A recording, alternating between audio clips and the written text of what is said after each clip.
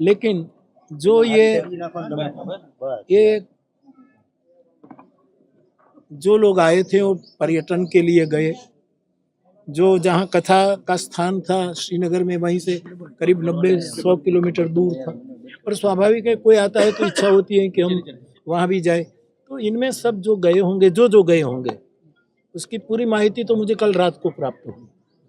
तो ये जो घटना घटी, उसके बाद मैंने मेरे यज्ञ कुंड के पास निर्णय किया कि अब मैं कथा को प्रतिष्ठा का विषय न बनाऊं।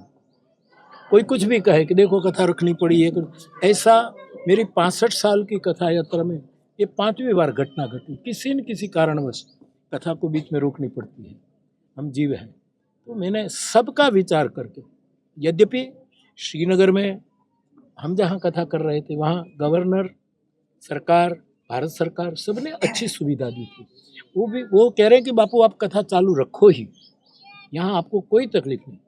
लेकिन मन में पीड़ा थी कि मेरे देश के इतने लोग चले गए और बेकसूर केवल धर्म के नाम पर। तो इस पीड़ा में कथा को न्याय देना भी मुश्किल लग रहा था। इसलिए मैंने निर्णय किया कि हम 5 दिन के बाद कथा को अल्प विराम दे रहे हैं। 4 दिन की कथा बाकी है, वो फिर कभी आकर के मैं पूरी करूँगा। अभी कोरोना के समय में मैं राजूला में कथा कर रहा था और हमारे मुख्यमंत्री मुझे कह तो न सके, लेकिन ऐसे ही कहा कि सब धार्मिक कार्यक्रम बंद हो, लोग इकट्ठे न हो। तो तुरंत मैंने निर्णय किया था कि मैं कथा स्थगित रखता हूँ, फिर मैंने ये पूरा।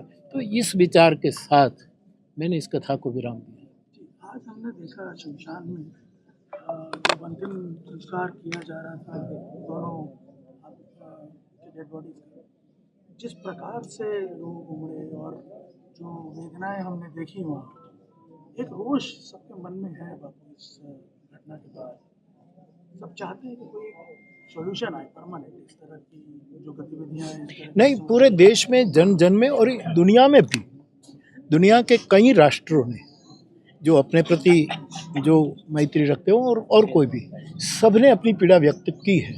ये मैं अखबारों के माध्यम से जान चुका। लेकिन एक बात पक्की है कि पूरे देश में जन के हृदय में, हर परिवार के हृदय में ये पीड़ा है।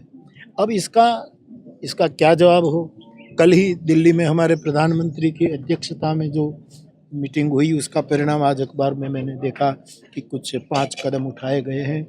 और मैंने अभी जैसे कहा कि इन आत्मा की सदगति के लिए और दुनिया में कभी ऐसा बने, इसलिए सरकार कर रही है जो करे, और जो हो वो पूरे राष्ट्र को संतोष हो, ऐसा कुछ हो। आपके हिसाब से क्या?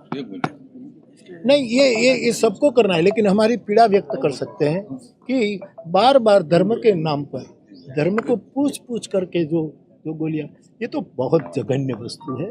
और उसका